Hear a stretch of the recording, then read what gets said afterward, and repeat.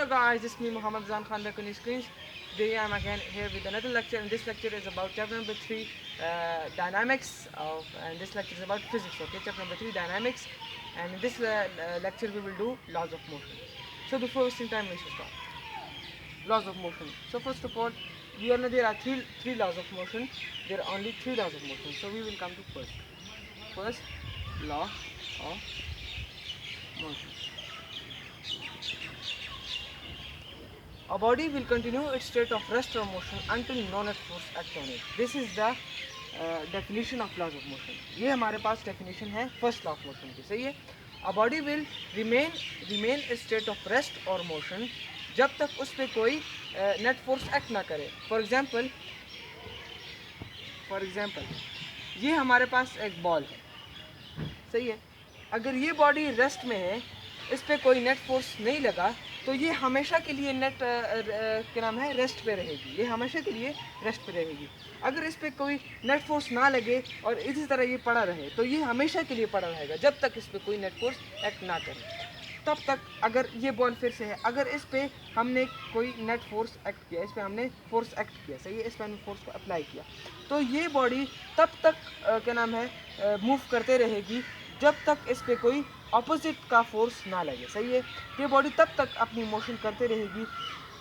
For example, अब हम अगर बॉल फेंकें तो वो रुकती क्यों है? क्योंकि उसके ऊपर कोई फोर्स लगती है. अब वो फोर्स क्या है?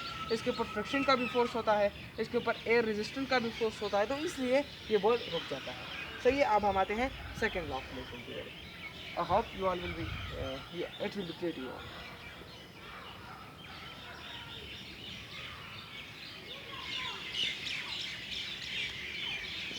सेकेंड लॉ ऑफ मोशन की तरफ. अब हम आते हैं सेकेंड लॉ ऑफ मोशन की तरफ. If a net force act on a body, it produces acceleration. Okay, when a net force act on a body, it produces acceleration, and that acceleration is in the direction of its net force. The magnitude of that acceleration is directly proportional to its net force and inversely proportional to its mass. अब मैं आपको ये describe करते हैं कैसे. अगर हमारे पास एक बॉडी है, सही है, फॉर एग्जांपल हमारे पास एक बॉक्स है, सही है. इस बॉडी का अगर क्या नाम है, हमने बोला कि इस पर net force act on a body, ये एक्सेलरेशन प्रोड्यूस करता है. हमसे ये नेट फोर्स जब इसके ऊपर एक्ट करे तो ये एक्सेलरेशन प्रोड्यूस करता है, सही है. ये एक्सेलरेशन प्रोड्यूस करता है. ये एक्सेलरेशन जब प्रोड्यूस करता है, ये नेट फोर्स की डायरेक्शन में एक्सेलरेशन प्रोड्यूस करेगा. और ये जो क्या नाम है, ये जो हमारे पास मैग्नीट्यूड है इस एक्सेलरेशन का, वो डायरेक्टली प्रोपोर्शनल होगा उसके नेट फोर्स पे. अगर जब हमारे पास फोर्स बढ़ेगा, जब हमारे पास फोर्स ज़्यादा होगा तो एक्सेलरेशन ज़्यादा होगी, सही है. और इन्वर्सली प्रोपोर्शनल है मास के. अब इन्वर्सली प्रोपोर्शनल डायरेक्टली प्रोपोर्शनल का क्या मतलब हुआ? डायरेक्टली प्रोपोर्शनल का तो हमारे पास मतलब हुआ कि फोर्स ज़्यादा होगी तो एक्सेलरेशन उतनी ज़्यादा होगी, फोर्स जितनी ज़्यादा होगी एक्सेलरेशन उतनी ज़्यादा होगी. फिर जब हम क्या नाम है मैस को ज़्यादा करेंगे तो हमारे पास एक्सेलरेशन कम होगी. अब जब हम मैस ज़्यादा करेंगे, हमारे पास अगर ट्रक को ले लें तो ट्रक वैसे तो वो बहुत ज़्यादा उनने स्पीड दिया होता है, लेकिन वो मूव क्यों स्लो करते हैं? क्योंकि उसका मैस ज़्यादा होता है. तो जब हमारे पास मैस ज़्यादा होगा तो हमारे पास एक्सेलरेशन स्लो प्रोड्यूस होगी, जबकि नेट फोर्स उतनी लगेगी जितना हमने बॉक्स पे अप्लाई किया और जितना हमने ट्रक पे अप्लाई किया. तो मतलब ट्रक का वेट ज़्यादा था तो नेट फोर्स उतना ही था, लेकिन वो एक्सेलरेशन कम प्रोड्यूस करेगा था. तो ये था इन्वर्सली प्रोपोर्शनल का. तो I hope it will be clear to you all. Okay, अब मैं आपको इसका रिव्यू दे देता हूँ कि ये कैसे हुआ.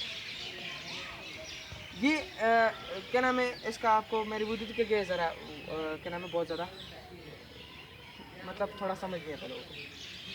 सेकेंड लॉ ऑफ मोशन है, जब हमारे पास बॉडी पे नेट फोर्स एक्ट हुई है तो मतलब उसने एक्सेलरेशन प्रोड्यूस की है.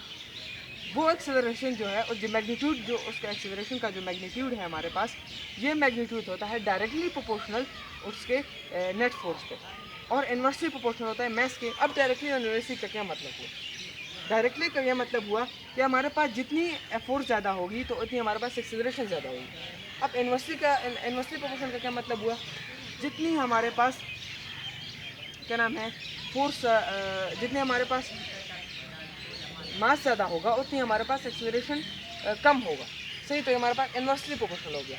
सही है, तो I hope it will be clear to you all.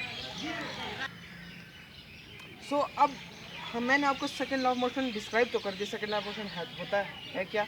अब हम आते हैं इसके कुछ डेरिवेशंस हैं। अब हम आते हैं इसके डेरिवेशन की तरफ। डेरिवेशन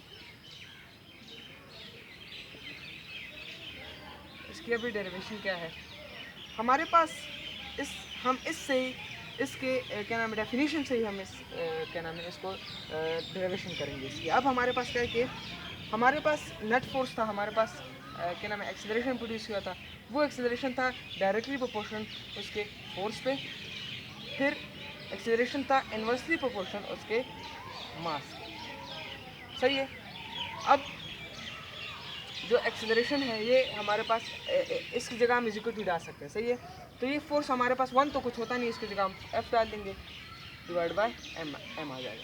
सही है, तो अब हमने इस मैथ यहाँ पर डिवीजन में, तो अगर ये यहाँ पर आ जाएगा तो हमारे पास मल्टीप्लिकेशन में हो जाएगा, तो एम ए हो गया, M A is equal to F. तो ये एम ए जो है ये एफ का प्रोडक्ट हो गया। अब और इसकी जगह हम ऐसे भी लिख सकते हैं कि F is equal to M A. तो ये F is equal to M A जो हमारे पास है, ये हमारे पास है formula second law of motion. सही है, तो I hope this law second law of motion will be clear to you all.